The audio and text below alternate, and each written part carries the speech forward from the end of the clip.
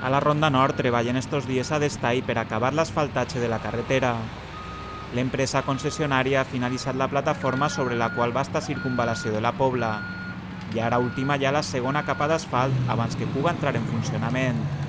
El vial permetrà comunicar des de la carretera de la Casa Blanca a l'altura de la cooperativa fins a l'entrada a la Pobla des de l'autovia sense haver de travessar el casc urbà. Estalviarà temps als veïns que viuen a les urbanitzacions de la zona nord, però també alleugerirà el trànsit que creua Poeta Llorente. És una obra que estem convençuts que sabíem que era prioritat no per a la Pobla, feia molta falta, per desvio de vehicles per dins del casco, tant de cotxes com de camions, prioritaris també per a les urbanitzacions, gent que passava per dins del casco i anava saturant molt els carrers. Estem convençuts que va agilitzar molt el tràfic, sense molestar a ningú. La Ronda Nord, tot i ser una prioritat, veia complicada la seva execució per falta de pressupost. Una subvenció de la Diputació de València ha permès fer l'obra. També ho ha facilitat la col·laboració dels propietaris dels terrenys, a qui l'Ajuntament ha volgut agrair que avançaren la cessió dels terrenys per poder fer l'obra.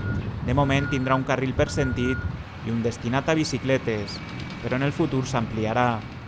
Encara que aquesta ronda no sigui la definitiva, perquè al final, segons el pla general, la ronda serà molt més gran del que és ara, però en principi en l'adelanto d'esta primera fase sí que estem convençuts que el servici tant per la gent que va a peu, en bici i sobretot vehicles com cotxes, organitzacions i camions, estem convençuts que anem a agilitzar més el pas de tots els que passen per ací.